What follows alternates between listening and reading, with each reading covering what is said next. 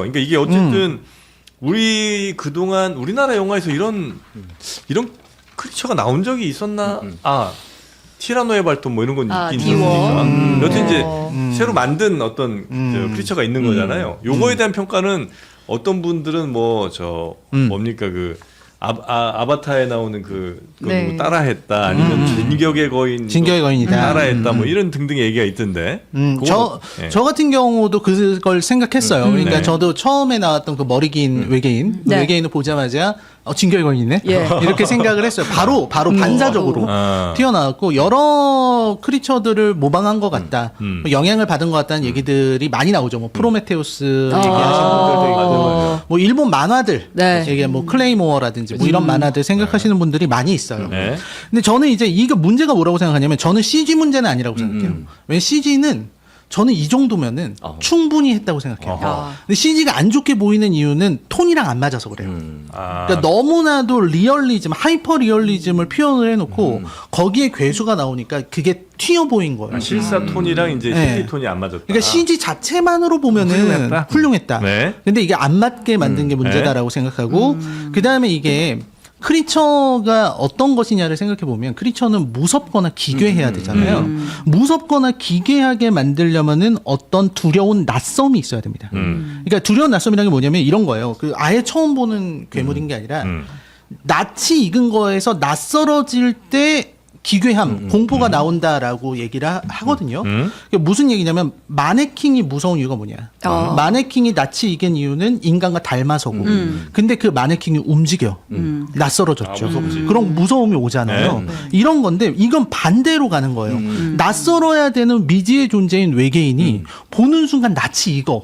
이렇게 되면 우리가 갖고 있는 공포가 사라져버리는 거예요. 이게 첫 번째 문제다. 그리고 두 번째는 이제 한국형 크리처라는 얘기가 있는데 저 한국형 크리처도 전 좀 나쁘게 좀 안 좋게 보고 있습니다. 왜냐면 이 한국형이라고 하는 수식어는 국적에서 나오는 게 아니라 맥락에서 나와야 되는 거거든요.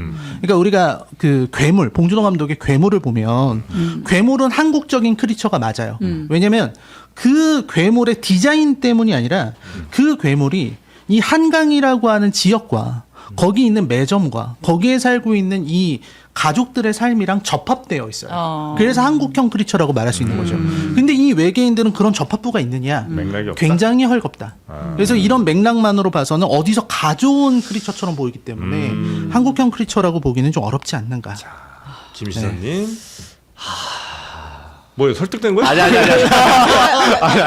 아니. 저는 이제 이렇게 생각합니다. 네. 익숙함의 문제라고 생각을 해요. 네. 그러니까 이제 다양한 아주 좋았다면 이런 장르 영화에서 네. 이왕이면 아주 멋진 S급 크리처가 나왔다면 너무 좋았겠다는 생각을 하는데 물론 앞서 많은 분들이 얘기를 하셨겠지만은 이 영화에 뭐 돈이 좀 부족한 부분, 다른 그 대형 해외 영화들에 비해서 또는 낮에 촬영했다는 점들 이런 것들도 있을 수 있지만 저는 기본적으로 이 크리처물을 바라볼 때의 시선은 약간 B급 크리처물로 바라보고 있거든요. B급 크리처물. 이제 보통 펄프 크리처물이라고도 하는데 우리가 예전에 타란티노 감독 영화 중에 펄프 픽션이라고 있었잖아요. 네. 아주 싸구려 잡지에 나오는 아주 단편이라든가 그런 만화들인데 거기에 나오는 크리처들이 있어요. 또 걔네들을 대상으로 만들어진 이야기들이 또 퍼플 크리처물이라고 또 따로 있거든요. 근데 이게 그냥 거기만 머물러 있는 게 아니라 영화에 많은 영향을 줬어요. 그래서 뭐 더싱이라던가 아니면은 우리가 잘 익숙하진 않겠지만은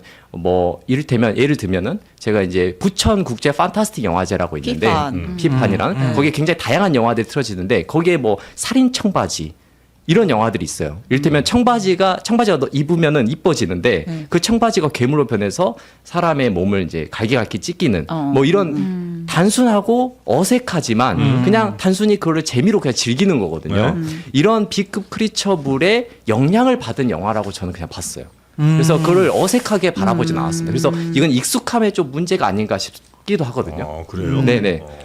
그러니까 요거를 B급 크리처물로 바라보게 되면은 아주 정확한 지적을 하신 거예요. 그러면은 모든 걸 용서할 수 있어요. 왜냐면 우리는 B급 영화를 볼 때는 용서해 주세요. 용서하고 볼 수밖에 없거든요. 저도 왜냐면 B급 영화 너무 좋아하기 때문에. 근데 만약에 이 영화가 B급 톤의 오마주였다라고 한다면 이 영화의 나머지 지점은 이제 진지함이잖아요. 그런 진지함과 B급 톤이 화해를 해야 돼요. 이게 어우러져야 되는데 그게 어우러지고 있느냐라고 보면 저는 화해는 이루어지지 않았다. 그래서 저는 B급 톤이라고 보기는 좀 어려운 것 같다라는 게 제 입장입니다. 저도 이 부분에 대해서는 정말 공감합니다. 왜냐면 이 영화에서 주제의식을 보여주는 거는 외계인인데 걔네들이 담고 있는 그 묵직함과 그들의 보여지는 그 B급스러움은 좀 괴리가 크다. 아 그래요? 네. 자 박사라 기자는.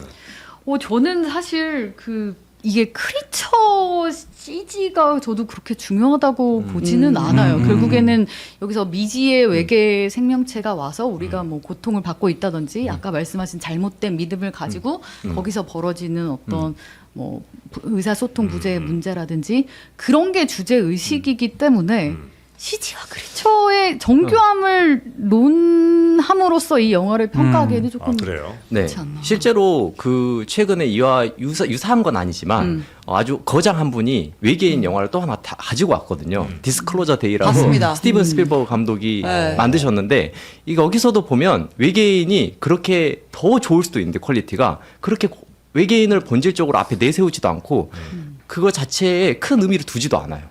근데 네. 진짜 우리가 알고 있는 그 전형적인 외계인 이미지 그대로 갖고 쓰잖아요. 그대로 갖다 써요. 네. 그냥. 그러니까 왜 그렇게 했을까? 스티븐 스필버그는 사실 스티븐 스필버그는 이 외계인이라고 불리는 존재를 두고 우리는 뭐 어떤 특별한 의미를 부여하잖아요. 이들이 우리의 문제를 인간의 문제를 해결해 줄 거라든지 아니면 또 화성 침공처럼 우리를 뭐 괴롭힌다든지 이런 거라고 생각하는데 그게 아니라 소통의 대상이고 이들과 대화를 해야 되는 어떤 또 다른 생명체들이 뿐이다.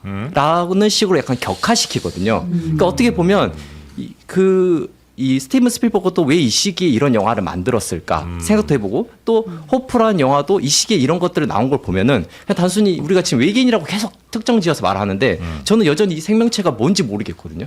신인지도 모르겠고 괴물일 수도 있고 뭐 호랑이일 수도 있어 사실은. 근데 알 수 없는 이 존재들을 왜 갖다 놓고 나훈재 감독이 무엇을 얘기하고 싶은 건가? 결국에는 우리가 어렴풋이 생각하는 지금 지구에서 벌어지고 있는 같은 인간이지만 서로 다른 어떤 위치에 놓여 있는 국가 간의 싸움일 수도 있겠죠. 뭐 중동이라든가 그런 것들을 어떻게 보면은 외계인을 통해서 소품으로 가져와 놓고 이 갈등을 해결하기 위해서 어떤 희망을 바라봐야 되고 어떤 걸 믿어야 되고 어떻게 문명을 바꿔야 하는지를 좀 표현하고 싶었던 게 아닌가. 저는 약간 그 크리처 관련해서는 지나치게 인간적이잖아요. 딱 보면 걔가 막 우리가 생각하는 무슨 막 문어처럼 생긴 외계인도 아니고 그냥 인간인데 조금 다르게 생긴 느낌이잖아요. 좀 성능 좋은. 눈곱 달고. 저는 인간인데, 그러니까 나홍진 감독이 뭔가 표현하고 싶은 말을 그들을 통해서 이제 하고 싶었던, 그러니까 그들이 너무 이질적으로 보이면 정말 이제 SF 영화에서 완전 외계인 무슨 그쵸. 프로젝트 헤일메리처럼 네네. 완전히 그냥 외계인은 어떨까 이게 중요한 게 전혀 아닌 것 같고 네네. 인간이 말하는 것 같은데 그냥 좀 뭔가 인간이 직접 말하기는 좀 뭐 그렇죠. 그런 것들을 아마 좀 그들 그렇죠. 입을 통해서 얘기하고 싶었던 건 아닌가. 네, 맞습니다. 너무 비인간적이면 안 되고. 네. 네, 그런 거 아닌가. 네, 그렇게도 볼 수 있을 것 같아요. 네. 그리고 제가 오늘 이 김시선 선생님 처음 뵈가지고 네, 네. 보면서 제가 저와의 굉장히 큰 차이를 느꼈거든요. 네, 네. 우리는 근본적으로 좀 다른 게 있다. 김시선. 네. 김시선 쌤은 뭐냐면 이 영화를 바라볼 때 굉장히 따뜻하고 그러니까 사랑을 품고 네. 온화하고 포용력이 있어요. 사랑합니다. 예를 들면은 스필버그의 디스클로저 데이 같은 경우에 저는 그 외계인은 그냥 음모론의 산물이었다고 생각을 하거든요. 그리고 너무나도 그 디스클로저 데이 보셔서 아시겠지만 외계인이 신적 존재로 나와요.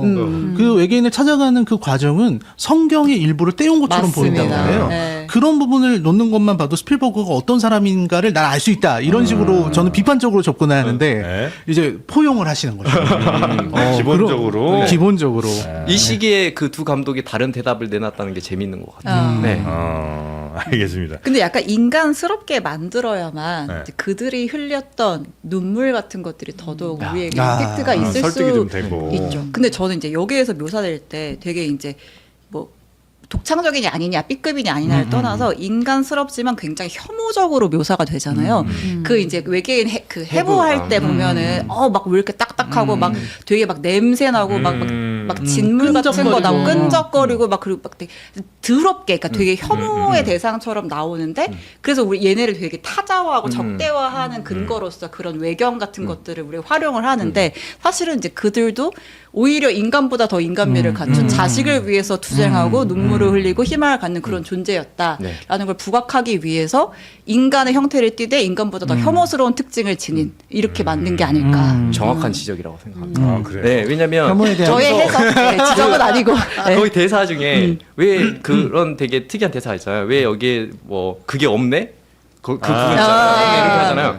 그러니까 우리의 눈으로 바라봤을 때는 외계인이 혐오스러운 생명체처럼 보이는데 네. 반대로 외계인의 시각으로 바라보면 인간이 혐오스러운 생명체일 수도 있거든요. 그러니까 이를테면 오래전에 백인들이 흑인을 그 동물원에 가둬놓고 마치 동물처럼 전시를 하는 역사가 있잖아요.